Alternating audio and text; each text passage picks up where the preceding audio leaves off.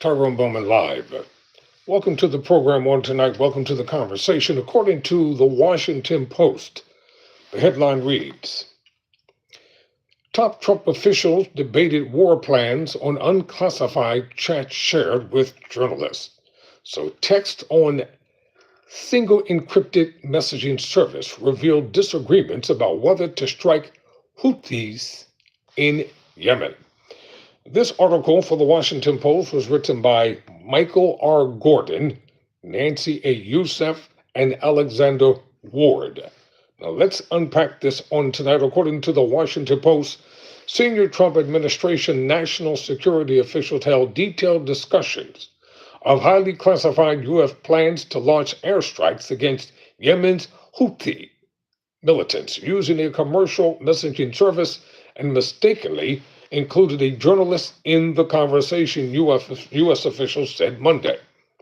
The chats over the Signal encrypted messaging service spanned days and included specific information about weapons, targets, and timing used in the attack, according to The Atlantic magazine, whose editor, Jeffrey Goldberg, was inadvertently included in the discussion and who disclosed the text.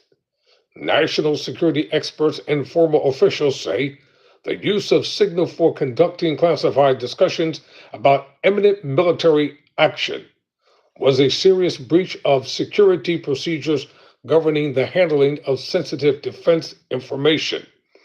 President Trump initially told the reporters he wasn't aware of the Atlantic article, but administration officials later said that he supported National Security Advisor Mike Waltz and other officials who participated in the single chat. Quote, President Trump continues to have the utmost confidence in his national security team, including National Security Advisor Mike Waltz, end quote. White House Press Secretary Caroline Leavitt said in a statement.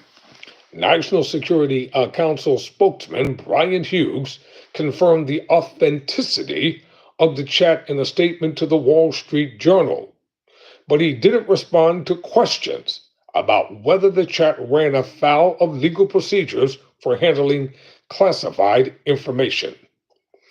Quote, at this time, the message thread that was reported appears to be authentic, and we are reviewing how an inadvertent number was added to the chain, end quote, Hughes says. The thread is a demonstration of the deep and thoughtful policy coordination between senior officials. The continuing success of the Houthi operation demonstrates that there were no threats to our service members or our national security, quote, end quote, he said. The Signal chat group that discussed the planned attacks against the Houthis listed 18 users. The official list included Waltz, Defense Secretary Pete Hegseth, Vice President J.D. Vance, Central Intelligence Agency Director John Ratcliffe, Director of National Intelligence Tulsi Gabbard, Treasury Secretary Scott Bessent, Special Envoy Steve Witkoff, and a user of identified as, quote, Mar, end quote, which appeared to be Secretary of State Marco Rubio. Over the course of 2 days this month, the group debated the wisdom of striking the Houthis, with the user identified as Vance arguing to delay the operation because it might lead to a spike in oil prices and the U.S. would be taking action that mainly benefited trade routes that serve Europe. I am not sure the president is aware how I'm sure the president is aware how inconsistent this is with the message on Europe right now, quote unquote. The user identified as the vice president wrote. The U.S.-led strikes marked the first major military operation by the current administration, and after the initial wave of U.S. attacks on March 15, the group exchanged congratulations. Such conversations would normally happen in the White House Situation Room or over secure government communications networks designed for top secret information. The use of the Signal chat comes as the Trump administration has said it is trying to protect classified information by clamping down on leaks. What do you think would be the outrage coming from the self-righteous MAGA Republicans if this happened in a Democratic demonstration.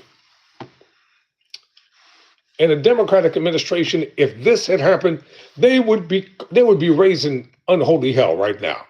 They would be demanding and calling for the resignation of the president. They would be demanding and calling for a Senate Judiciary investigation. A congressional oversight committee would have to convene because this is an outrage. This is an outrage in America. And we're not going to have this type of thing happening. You notice the differentiation? How these people try to justify everything? This is one of the main reasons why the Democrats better step up their game. Step up your game. Get your game face on. Get your A game together. And you better be making a list of all the things that they do wrong. And you better get ready to win. You can't win by being pacifist. You can't win by being conciliatory, Chuck Schumer. You evidently don't have the chutzpah to take a firm stand instead of agreeing with your enemies. There are no friends in politics. You're either on the side of the Democrats or on the side of the Republicans. There's no middle ground. Independent Senator Bernie Sanders has more chutzpah than all of y'all put together. At least he's taking a stand for what he believes in, and he's not backing down. I've never sent any classified information on anything other than a secure U.S. government system.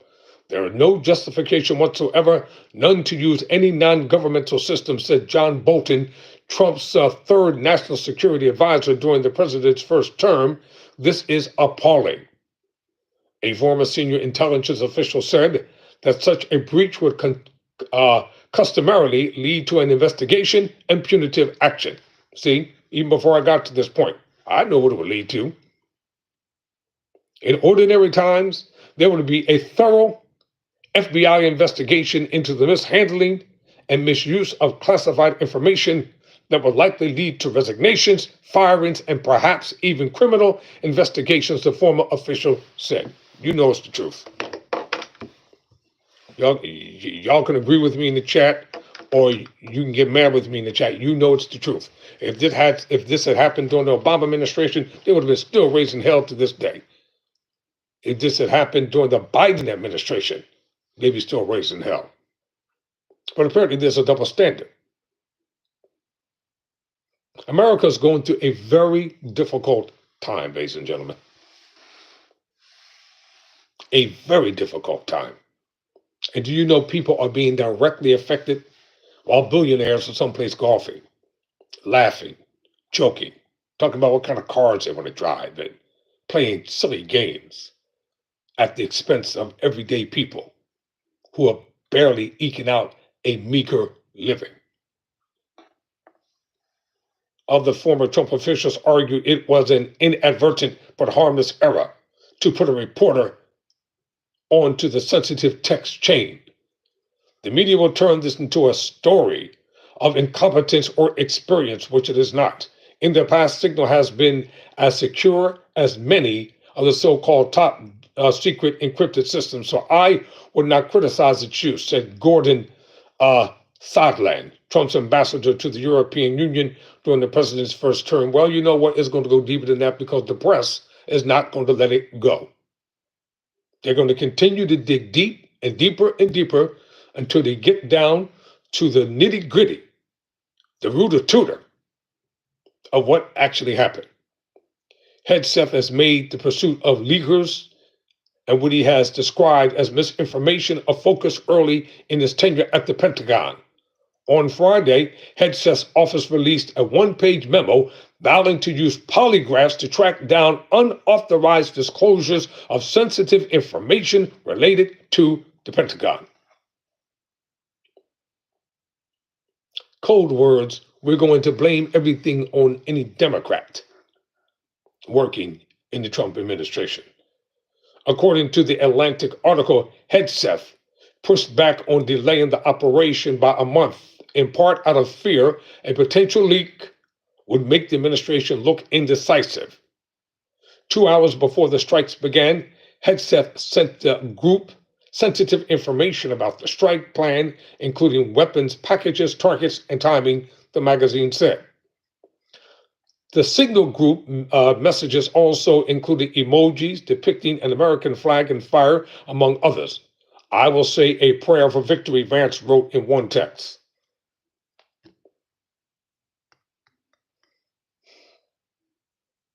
Two other administration officials responded with prayer emojis, the article said. Goldberg wrote that he was initially dubious that the Signal chat group he was mistakenly invited to join was authentic. I didn't think it could be real. Then the bombs started falling, quote, close quote. The article didn't include the operation details on the strike and withheld the name of a CIA official, Goldberg said. After reaching out to the White House, which confirmed the existence of the Signal's chat group, Goldberg published his article on Monday, more than a week after the strikes began. The administration officials discussed the need for protecting secrecy about the Yemen operation in their texts. After the initial wave of strikes, Hegseth told the group, quote, we are currently clean on OPSEC, an acronym for Operational Security. First campaign for the White House included repeated criticism of former Secretary of State Hillary Clinton for using a personal email account to review official communications, including some that contained classified information. See, double standard. This is why I call it LeakGate. LeakGate. Walls, who appeared to have been pivotal in organizing the Signal chat on the Houthi strikes, criticized the Justice Department 2 years ago for not investigating his predecessor, Jack Sullivan, for sending what Walls said were classified messages in 2016 to Clinton's email address.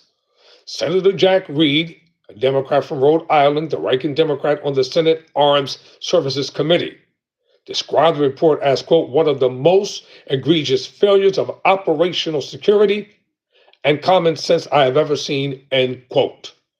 Republican Representative Mike Lawler of New York also criticized the administration's use of Signal. Quote, classified information should not be transmitted on unsecured channels, and certainly not to those without security clearances, including reporters, period. He wrote on X, safeguards must be put in place to ensure this never happens again, end quote.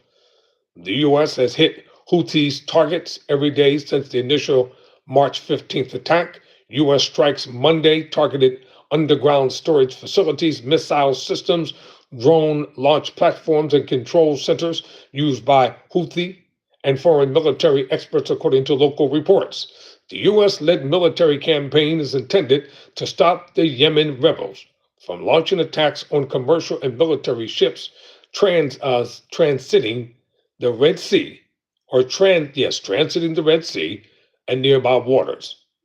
The Houthis' attacks, which began in late 2023 in response to the war in Gaza, has severely reduced transit through what was once one of the highest, or the biggest rather, commercial shipping routes. I'll keep you updated on LeakGate. Never surrender. Never quit.